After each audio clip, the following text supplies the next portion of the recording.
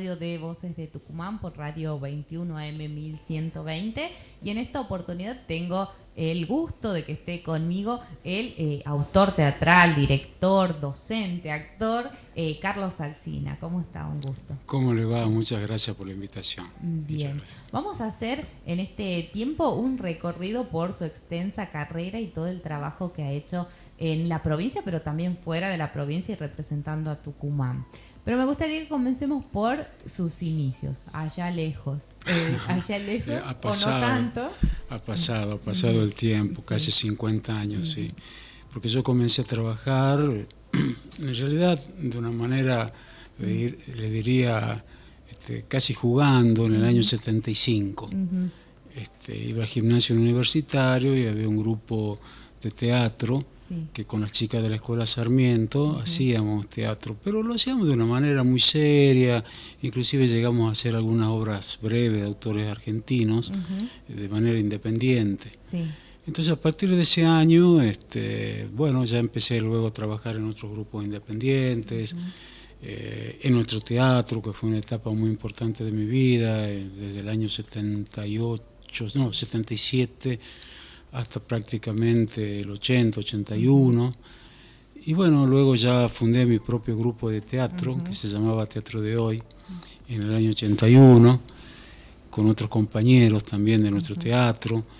En fin, a partir de ese momento, bueno, yo me dediqué ya totalmente de lleno a la actividad teatral. Sí. En su formación, ¿en dónde fueron sus estudios y en dónde fue cada vez profesionalizándose y perfeccionándose en este mundo, sobre todo siendo del interior, que a veces cuesta un poquito más? Sí, cuesta mucho, porque lamentablemente el sistema de legitimación artística, claro, como tantas otras cosas, radica en Buenos Aires. Sí.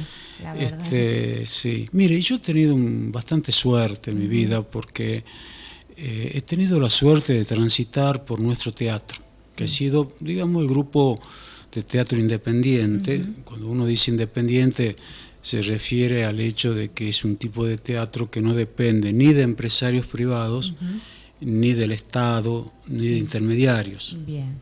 Son en general cooperativas y suelen tener un perfil de un teatro artístico. Claro. Nuestro teatro tenía ese perfil y era quizás el mayor exponente. Entonces, ellos me contagiaron, Rosita Ávila, Oscar Quiroga, me contagiaron un espíritu que pasaba por el hecho, primero, de combatir el divismo, ¿no? Sí. Y bueno, y de hacerse cargo de la totalidad de lo que significaba construir un espectáculo teatral, desde barrer el teatro hasta limpiar los baños, hasta hacer un personaje, hasta colocar las luces. Claro. Pero ese espíritu me fue muy útil. Y yo lo defiendo, y con mi actual Teatrito El Pulmón, acá en Tucumán, trato de continuarlo, ¿no? Ahora bien, desde el punto de vista técnico ya, desde el punto de vista del trabajo con los actores y todo eso, creo que mi experiencia formativa más importante está centrada en dos momentos. Uno fue a partir del año 82, cuando creamos en Tucumán la delegación de la Asociación Argentina de Actores. Sí. La dictadura estaba terminando, entonces se formó esa delegación, que entre otras cosas, además de agrupar a los actores y defender sus derechos, ofrecía una formación técnica. Sí. Se hizo un acuerdo con una escuela de teatro de Buenos Aires, así se llamaba, de Raúl Serrano, y venía un instructor a darle clase a los socios. Claro. Eso fue para mí pero muy importante, como para tantos otros colegas. Fue como un punto de inflexión. Sí, porque había ahí una descripción de un procedimiento, de una metodología, cosa que en el teatro, en la actuación sobre todo, es muy difícil, porque, el teatro, otras artes tienen cosas concretas, tangibles. Por ejemplo, mire, hasta el canto. Sí. Un cantante sabe cuando desentona, sabe que no llega a la octava, sabe que el re, el si. En cambio, un actor, ¿dónde tiene las notas? Ya que el texto, a veces no siempre los personajes dicen lo que quieren, lo que piensan, lo que sienten. Y a veces también se puede dar el caso de teatro sin textos. Claro, sin texto dicho, ¿no? Claro. Sin palabra, digamos. Entonces no es su objeto de trabajo. Entonces es muy intangible. Encontrar y describir un procedimiento técnico resulta en el teatro quizás un poquito más complejo que en otras artes, como por ejemplo puede ser, no sé, la escultura. Por ejemplo, una persona que es un escultor ve el mármol, inmediatamente al ver el material, inmediatamente viene el medio para trabajarlo, sabe que es un material duro, sabe que necesita determinados instrumentos.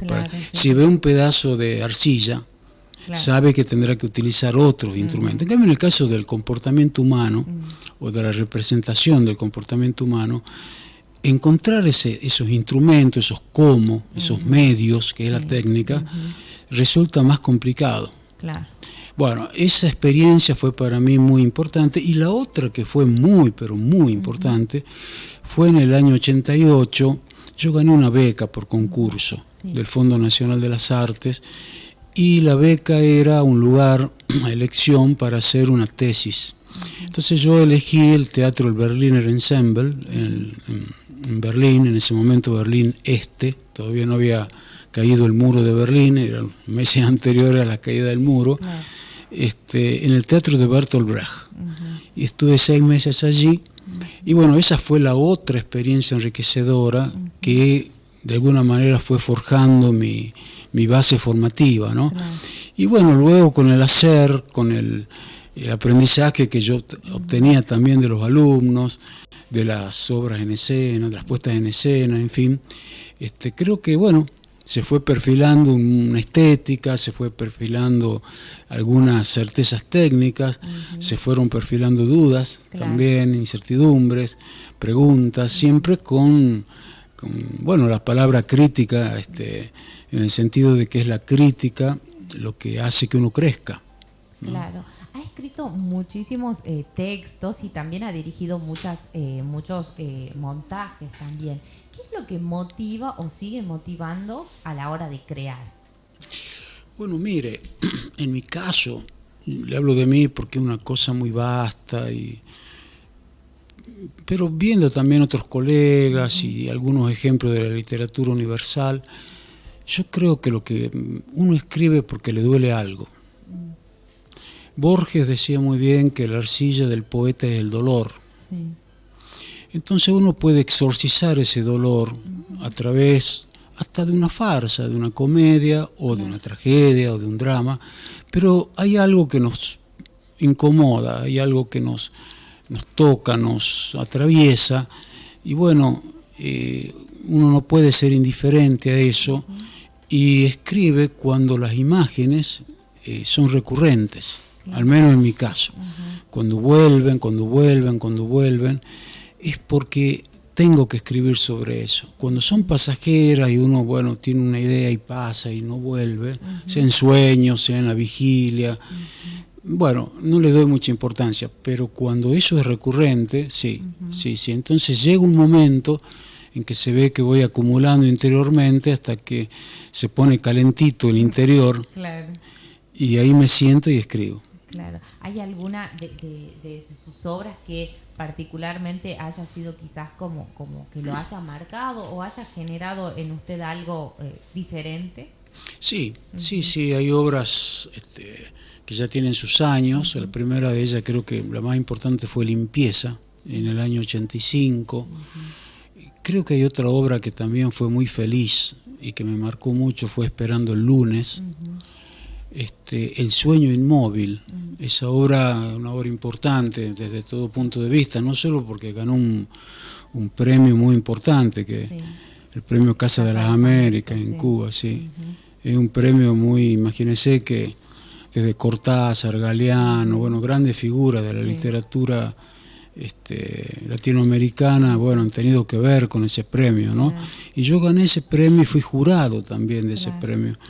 Ese fue también un momento importante de mi creación artística, de escritura teatral, ¿no? Claro. Y bueno, muchas otras obras, y últimamente una obra que creo que es un punto de llegada para mí también, del punto de vista técnico, ¿no?, de la dramaturgia, una obra que hice en Italia que se llama El desafío de las tres hermanas, sobre una historia de tres militantes antifascistas italianas, que creo que es una obra que combina muy bien la crónica histórica con la poesía y con una estructura dramatúrgica que no es cronológica. Es decir, me parece que es un punto de llegada. Bueno, a partir de eso también escribí otras cosas, entre ellas algunas que están en cartel ahora en Tucumán, pero me parece que esos son los puntos. Desde el andamio también es una obra unipersonal que me dio muchas satisfacciones y, bueno, una reflexión sobre la soledad, sí. Claro. ¿Cómo se hace luego de haber, por ejemplo, ganado un premio como el que hablábamos de Casa de las Américas, que estaban involucrados muchos referentes? Y quizás se lo puede pensar hasta como llegar a un lugar. ¿Cómo se hace para luego seguir planteándose desafíos en este camino y en esta carrera? Bueno, mire, entre las cosas que le decía con respecto a mi formación, hay un lema que nosotros hemos tomado en el Teatro El Pulmón. Ese lema dice: ni por la gloria ni por la vanidad, solo por la certeza de la pasión. Claro. Entonces los premios, los reconocimientos, bueno, son caricias, por supuesto, que siempre le hacen bien a uno, pero en realidad yo pienso que cuando uno escribe, dirige, es porque realmente hay algo adentro que genuinamente quiere salir, que uno genuinamente quiere expresar. Entonces no hay comparaciones, o sea, porque si no se admitiría la teoría que un premio es un punto de llegada. Claro. ¿Me entiende? Y yo creo que no, claro, la calumnia de la fama es peligrosa. Claro, sí. Entonces, no hay éxitos, no hay fracasos. Es todo un camino de, ¿cómo le puedo decir?, de cambios, hay momentos en la vida en los cuales uno acciona de una manera, piensa y siente de una manera, momentos de la vida en que, bueno, como todas las cosas, uno va cambiando. Claro. Entonces, es un continuo devenir. También obviamente ha estado involucrado en el mundo de la enseñanza y de transmitir a los demás. ¿Cómo es esta faceta como docente? Bueno, yo como docente creo haber hecho un poquito una síntesis de esas dos experiencias formativas que le comentaba primero, ¿no? Bueno, hice mis propias conclusiones, entonces trabajando sobre todo, porque bueno, los avatares de la vida, yo me fui de la Argentina con la hiperinflación del año 90 y fui a Italia a trabajar con Dario Fo, que después fue premio Nobel. Dario Fo en el año 97, me parece. Y empecé a enseñar en Italia. Y bueno, no es que yo aprendí tanto en Italia. Lo que le quiero decir es que fui perfeccionando una manera de transmitir un procedimiento técnico cada vez más. Creo que lo fui afinando cada vez más a través de la experiencia, del hacer. El otro día, bueno, en una de esas noches de insomnio, estaba sacando la cuenta en cuántos lugares había trabajado, así, dando clases, haciendo puestas en escena, durante mi carrera, en 84 ciudades de todo el mundo. Entonces, ese contacto continuo, ese cambio con distintas culturas, con distintos modos de ser, donde usted se da cuenta que la técnica no se puede aplicar siempre del mismo modo, sino que hay que tener en cuenta el contexto en el cual lo hace. Bueno, me fue moldeando, fue perfeccionando cosas, fue afinando otras, fue, como le dije también, generando algunas otras incertidumbres. Entonces, bueno, creo que he logrado en este momento hacer un recorrido bastante bien armado, que bueno, va desde la descripción de la metodología que trato de transmitir, pasa por Tennessee Williams, el teatro de Tennessee Williams, o sea, cómo construir emoción no a partir de la vivencia personal, sino de la relación. Yo estoy convencido que un actor no crea un personaje en realidad, crea relaciones, como en la vida, ¿no? Sí. Uno es distinto con un amigo, que con su novia, que con su esposa, que con su padre o su madre. no es siempre igual, depende de la relación. Sí. Entonces, un poquito lo mismo sucede en la situación teatral. Entonces, bueno, luego hay una tercera etapa que son autores del siglo XX, XXI, donde tomamos Ibsen, Pirandello, Eduardo de Filippo, Arthur Miller, Fassbinder. Luego hay otro escalón más, donde tomamos al gran Chekhov, Anton Chekhov, en donde el actor entiende que la teatralidad no es la palabra, porque casualmente los personajes de Chekhov dicen lo contrario de lo que quieren. Claro. Entonces es muy interesante porque ellos se encuentran frente a la especificidad de su trabajo. Luego Shakespeare y luego Bertolt Brecht. Entonces, con esa escalera de complicidades, creo abarcar, digamos, matrices del teatro contemporáneo, porque a partir de ahí, digamos, uno puede tomar estos nombres como grandes pretextos para las construcciones de otros tipos de teatralidades, ¿no? Claro, claro, y así ir trabajando. Y es interesante esto de que justamente todo depende del contexto, ¿no? Y cómo eso tiene un impacto en cada obra, en cada trabajo que realiza. Así es el contexto, y sobre todo en el teatro, que digamos, simplificando de alguna manera, es lo opuesto al museo, digamos. Claro. El museo conserva, el teatro cambia, ¿no? Entonces a veces una palabra, supongamos, decir sobre el escenario antes del 75, 76 sobre todo, la palabra desaparecido, hacía referencia a una persona, sí, que podía haber muerto, o podía haberse extraviado, en fin, pero si usted dice en el escenario la palabra desaparecido, está ya atravesada por un fenómeno trágico, un fenómeno político. Si usted dice, por ejemplo, 11 de septiembre, sí, y quizá el texto hace referencia a la fecha de un cumpleaños, claro, pero es inevitable que el espectador se le pase por la cabeza el 11 de septiembre, las Torres Gemelas, claro, bueno, los diferentes eventos históricos, o Chile, claro, digamos, del 11 de septiembre del 73. Entonces, como ve, el teatro tiene como un ping-pong continuo, claro, con el presente. Entonces, la elección de la obra, las características de los actores. Una vez trabajé en Locarno, en Suiza, recuerdo, con un elenco donde todos éramos de distintos países, desde el autor, que ya no estaba vivo, Yukio Mishima, un japonés, yo que dirigía la obra, argentino, una chica de Canadá, un chico francés, otra chica de la Suiza italiana, en fin, todos los integrantes eran de países distintos. Claro. Y bueno, fue una experiencia muy linda porque encontramos los comunes denominadores, claro, de las distintas culturas. Imagínense haciendo un teatro de un autor que casualmente reivindicaba el orientalismo, ¿no? O sea, de su cultura, contra la dominación de la cultura occidental, ¿no? Claro, claro. Entonces fue todo un desafío, sí.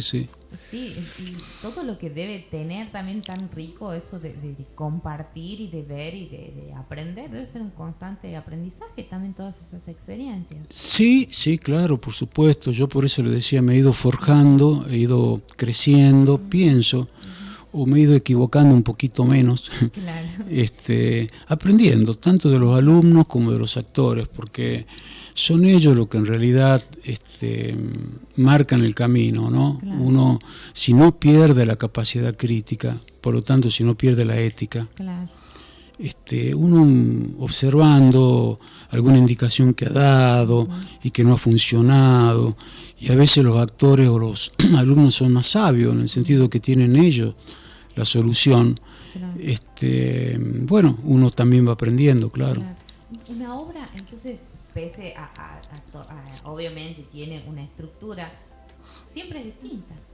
Claro, esto es lo maravilloso. Claro, cada vez que se la pone en escena siempre va a ser distinta. Siempre va a ser distinta, no hay un solo Otelo, claro, no hay un arquetipo de Otelo, porque uno puede decir, claro, Otelo es celoso, pero si yo le pregunto a usted qué significa ser celoso, o claro, que me describa qué es ser celoso, entramos en problemas. O tímido, un personaje, ¿qué es la timidez? ¿Entiendes? O sea, son abstracciones que las enunciamos en el lenguaje, pero que van más allá del lenguaje. Claro. Y que no se pueden describir con las palabras. Entonces cuando un director, un profesor nos dice Otelo es celoso, uno podría responderle, bueno, chocolate por la noticia. Claro. Pero ¿qué es ser celoso? ¿Y en relación con quién? Claro. Ya desde ese punto de vista no es lo mismo ponerse un poco celoso porque un amigo no me invitó a ver un partido de fútbol en su casa, sí, a, bueno, tener celos de mi esposa. Claro. Y tenemos la palabra celos para expresar el mismo estado de ánimo. Entonces no podemos definir estados de ánimos en el teatro a priori. Claro. En el teatro se llega al estado de ánimo. Entonces en una relación, la construcción, digamos, de una relación entre personajes es un punto de llegada, no es un punto de partida. Claro. ¿Me entiende? Entonces es un trabajo como si fuese la construcción de un edificio. Uno comienza cavando los cimientos, entonces todo es muy desordenado, poco bello, sí, todo está, pero son los cimientos. Claro. A partir de ahí se empieza a levantar un edificio que no sabemos muy bien, eso nos diferencia de los arquitectos y de los albañiles, cómo va a terminar, pero ya hemos colocado las bases y a partir de eso, bueno, ahí vamos viendo qué más linda, si esta ventana o esta no, si esta abertura o esta no, claro, y ahí entra la palabra linda, que ya es un juicio estético. Claro. ¿Me entiende? Que ya es muy subjetivo, ya tiene mucho que ver con una mirada del director que entra o debería entrar en un segundo momento, es decir, después que se han cavado los cimientos. Claro, claro. Y eso lo hacen los actores. Sí. El método está para ellos. Claro. Claro. ¿Cómo ve en la actualidad el teatro tucumano? Sobre todo que fue bastante golpeado por el hecho de la pandemia, que costó mucho volver nuevamente a la actividad. Bueno, mire, el teatro tucumano tiene una riqueza increíble. Históricamente, ¿no? Históricamente. Siempre ha sido un teatro muy, muy vital, y muy diverso. Y yo creo que en eso radica su riqueza. En el hecho que podemos ver en Tucumán distintas poéticas teatrales muy diferentes, muy diferentes. Yo creo que en el arte no puede haber competencia, no somos atletas. Sí. Donde, bueno, cada grupo, cada persona, cada elenco expresa con mucha pasión, porque para hacer teatro en Tucumán hay que tener mucha pasión, expresa lo que quiere, lo que siente, lo que le parece que tiene que hacer. En ese sentido, la riqueza del teatro tucumano es increíble, la vitalidad es increíble, pese a todas las adversidades que hemos vivido y seguimos viviendo, siempre los colegas producen, construyen, están vivos, no bajan los brazos, lo cual habla muy bien de nuestro teatro. Eso sí. En cuanto a su teatro, el Pulmón, a ver, cuénteme cómo surgió este proyecto. Sí, bueno, yo cuando tomé el avión, cuando me fui de la Argentina, siempre me fui, en realidad no porque quise, sino porque de alguna manera fui uno de los tantos argentinos exiliados económicos, ¿no? Claro. Que entre paréntesis el exilio económico es probablemente el más duro, sí, porque un exiliado político por lo menos tiene un estatus. Está reconocido como tal. En cambio, un exiliado económico, ten en cuenta, yo me fui en ese momento con una familia, afuera sin nada, absolutamente sin un chico de 11 años, que no era mi hijo, y bueno, había que organizarse, desde aprender el idioma hasta conseguir trabajo y ofrecerle a él la formación, la educación. Claro. Bueno, muchas cosas que había que resolver, muy complejas, en un país extraño. Y bueno, todo eso, digamos, también me fue forjando, ¿no? Me fue forjando porque me hizo entender de dónde yo era, me hizo comprender mi propia cultura desde la distancia, me hizo valorarla, claro, valorarla mucho. ¿Siempre quiso volver? Y por eso le decía, siempre me fui con la idea de trabajar lo máximo posible para, como no tenía propiedades, nada, yo en Tucumán, absolutamente nada, poder comprarme un espacio en el cual pudiese construir un teatro. Y bueno, luego de más de 20 años de trabajo, al revés de otros argentinos que sacan la plata del país, claro. Yo mis pocos ahorros que tenía, los iba acumulando y los traía, porque volví todos los años a Tucumán. Claro. Desde que me fui todos los años volví a hacer una apuesta, a dar unos cursos, siempre estuve relacionado con Tucumán, siempre volviendo. Y en el año 2002 logré comprar una propiedad con los ahorros que había tenido, había hecho durante tantos años de trabajo afuera, y bueno, ahí construí la sala del Teatro del Pulmón, que existe del año 2002, claro. O sea, ya va a cumplir 22 años, 22, sí. Ya cumplió 22 años, ya cumplió, sí, 22 años. ¿Qué proyectos tiene para esta sala y también para usted y para lo que viene trabajando? Bueno, mire, la sala está muy, muy, muy vital, porque sí. Ha puesto en escena 2 obras, ya he presentado un libro también. Estas obras son... ¿Dónde está ubicada la sala? En la calle Córdoba 86, bien, Córdoba primera cuadra, sí. La primera obra que estrenamos fue Otro Mundo, una obra que es muy divertida, una obra para reír, pero también para pensar. Que funciona muy bien, los sábados a las 22 horas. Y estrenamos el viernes pasado otra obra que se llama La Salud del General, que se hace los viernes a las 21:30 horas.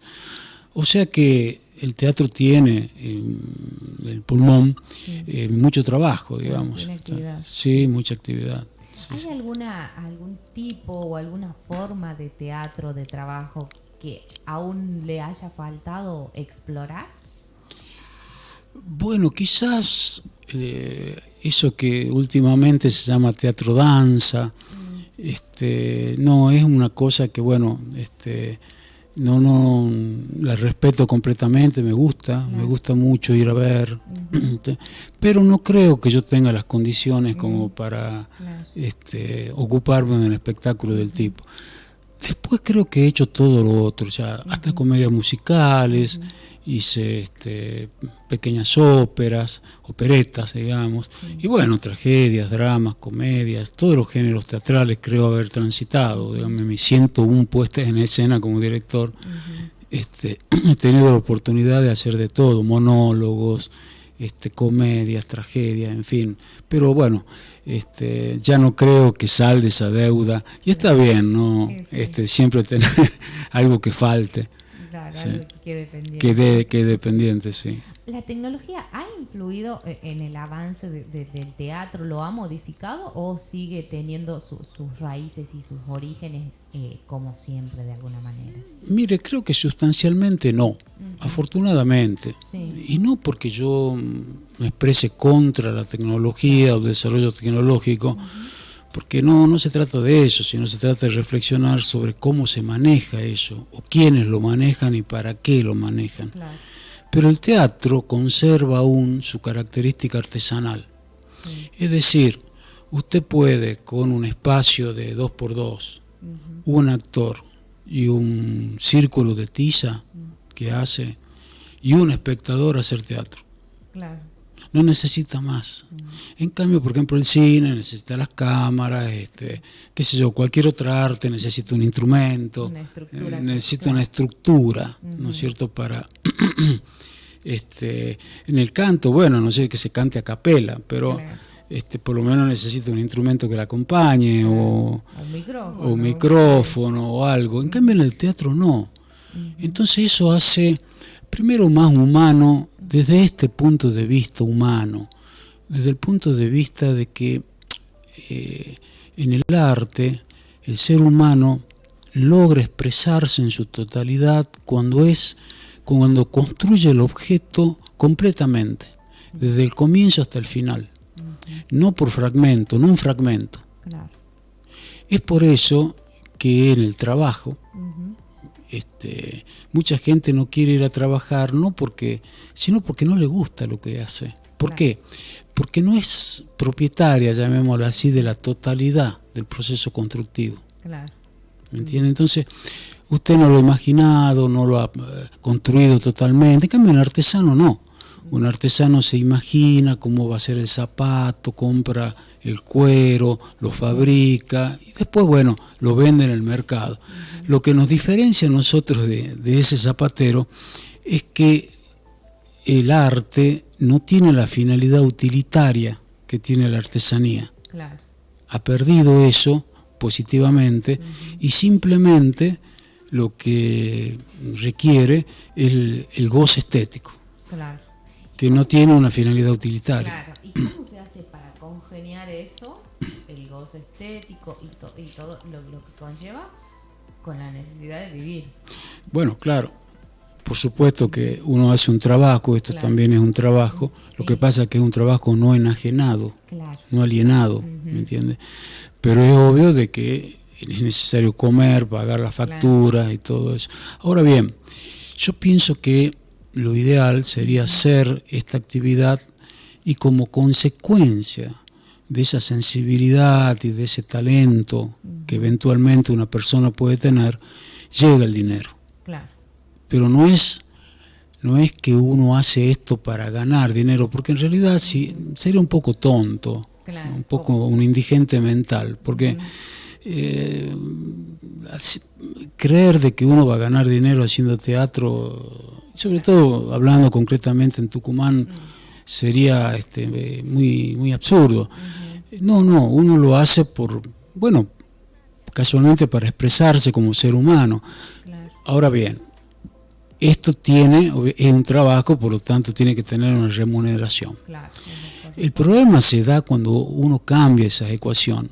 Entonces hace un espectáculo para ganar dinero. Claro, ahí nos traicionamos. Claro. No, jamás. Ahí eso se rompe como la regla de alguna manera. Exactamente. Entonces usted ve que el teatro tiene, cuando se hace así, tiene una gran capacidad de sinceridad, no sé cómo decirlo, es muy genuino. Claro. Porque usted ve personas que se están expresando con sinceridad, no hacen algo. Y bueno, y también ya sabe distinguir cuando no es así. Claro. Cuando el teatro, por eso decir, por ejemplo, viva el teatro, es una bella frase. Claro, ¿quién podría estar en contra? Pero mi pregunta es, ¿qué tipo de teatro viva? Claro. Es aquel que a veces se produce para llenar la taquilla y ganar solamente dinero. Bueno, eso de alguna manera no representa la genuinidad, digamos, la cosa genuina, claro. La sinceridad de la creación artística, ¿no? Claro, y limita. ¿Qué mensaje le dejaría quizás a los jóvenes que quieren incursionar en este mundo del teatro, teniendo en cuenta también justamente lo último que hablábamos? Bueno, resulta muy difícil esto porque vivimos momentos muy, muy aciagos, sobre todo la cultura, no sobre todo, bueno, es uno de los sectores que está padeciendo mucho este momento, entonces resulta muy difícil para un joven hacer teatro, hacer su profesión de teatrero y vivir de esa profesión. Sí. Pero yo creo de que hay algo que, como les decía cuando me preguntaba sobre el teatro tucumano, que es irrebatible, que no es derrotable, que es la pasión, es la certeza de la pasión. Cuando uno hace algo con esa certeza, con esa convicción, las puertas comienzan a abrirse de alguna manera, sabiendo que no hay éxitos, sabiendo que uno lo hace porque, bueno, le gusta hacerlo y porque le gusta compartir con otro lo que a uno le gusta hacer. Si ese es el objetivo, bueno, no sé, ya no nos colocamos grandes éxitos como objetivo, ¿me entiende? Queda eso de lado y, bueno, uno se da cuenta que lo más profundo, hay cosas mucho más profundas que el supuesto éxito. Claro, sí. ¿Qué reflexionaría sobre su extensa carrera y sobre todo estos logros que ha tenido a lo largo de ella, y pensando también en que la finalidad no era el éxito? Bueno, mire, la verdad que yo a veces me duermo pensando en que debería dormirme tranquilo, porque hice en mi vida lo que quería, logré hacer lo que quería hacer, pero bueno, tuve también el coraje de tomar decisiones cuando tenía que tomarlas. hacer elecciones. Por ejemplo, yo no tengo hijos porque de alguna manera mi vida un poco trashumante me lo impedía. Siempre, bueno, todo lo que fue mi vida privada y qué sé yo, estuvo muy condicionada por mi trabajo. No estaba radicado en un lugar, no estuve mucho tiempo radicado, mucho tiempo en un lugar.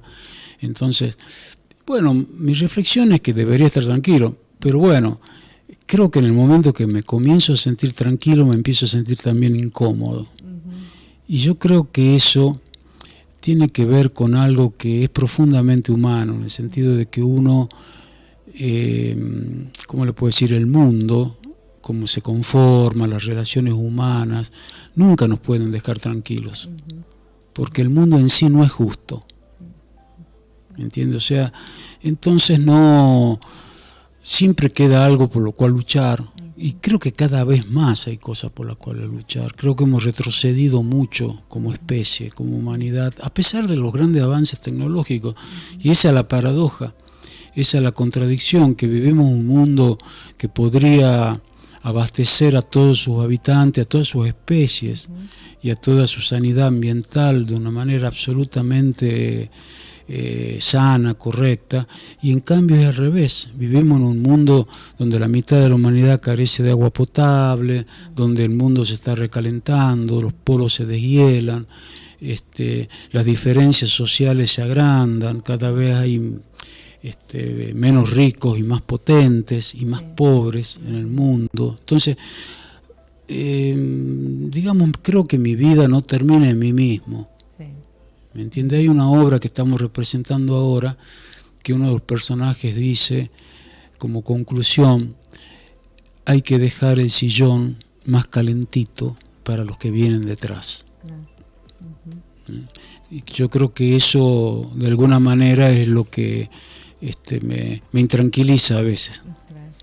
Muchísimas gracias, Carlos, por haber venido y por habernos hecho un recorrido tan vasto y tan reflexivo también y tan lindo para nosotros sobre toda su carrera. No, gracias a ustedes por la invitación. Muchas gracias. Muchísimas gracias, ha sido un placer.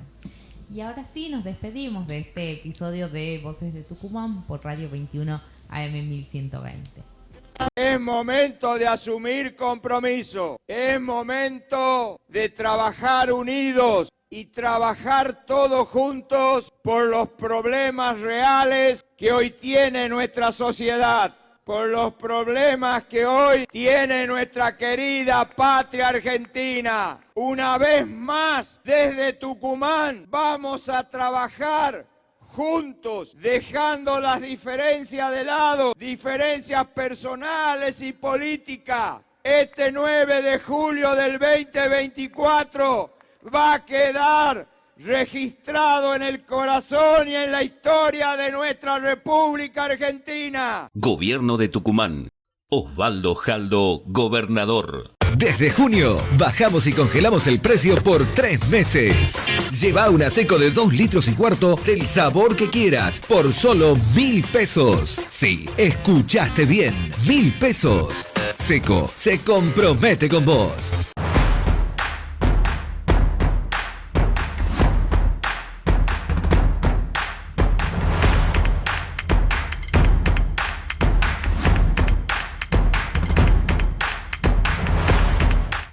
En mi gestión nada se improvisa, todo se planifica y se ejecuta. Por eso quiero contarles que hoy estamos en el barrio Elena White, pavimentando, también poniendo toda la señaléctrica, los nombres de las calles y también los números de sus casas. Esas son las cosas que seguimos haciendo y queremos continuar trabajando en cada uno de los barrios de San Miguel de Tucumán para llevarle soluciones al vecino.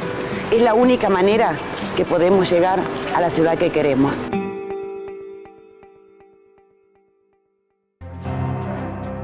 Concepción recuperó la autonomía perdida. En enero de 2024, la municipalidad decidió no firmar el acuerdo fiscal municipal y culminar esta etapa que duró más de 20 años con el gobierno provincial.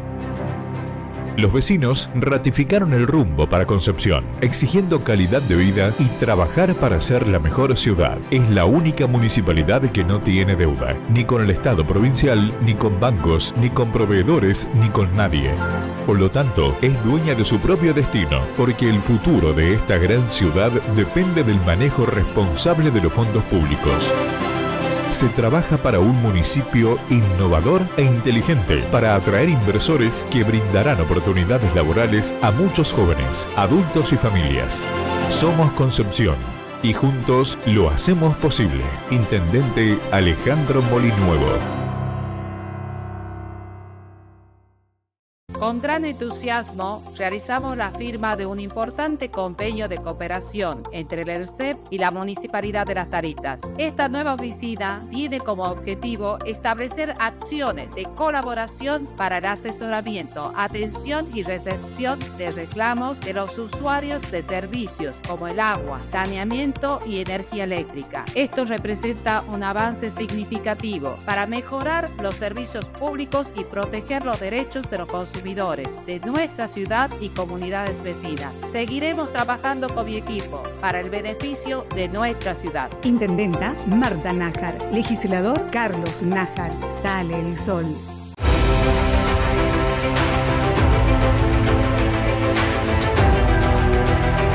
Hace más de 30 años que en San Miguel de Tucumán no se hace este tipo de trabajo. Nosotros en nuestra gestión no improvisamos. Planificamos, ejecutamos y controlamos. Por eso empezamos con este plan de poda responsable y controlada en toda nuestra ciudad, porque vamos por el camino correcto hacia la ciudad que queremos. Dejar habilitado oficialmente este juzgado de paz en esta hermosa ciudad de Burjac. La presencia de los tres poderes del Estado, representado por sus autoridades máximas, poniendo este edificio que es del ferrocarril, se lo ha tenido que restaurar a nuevo porque nosotros entendemos la importancia que significa descentralizar el servicio de justicia. Gobierno de Tucumán. Osvaldo Jaldo, gobernador. Si sos empleado público, ya podés acceder al retiro voluntario programado. Ingresá al portal del empleado público, empleadopublico.tucumán.gov.ar y hacé clic en el botón Retiro Voluntario. Allí encontrarás toda la información, requisitos y un simulador para conocer el haber aproximado. Si tenés más consultas, llama al 4844 000, interno 442, de lunes a viernes de 8 a 12:30 horas. Gobierno de Tucumán. Osvaldo Jaldo, gobernador.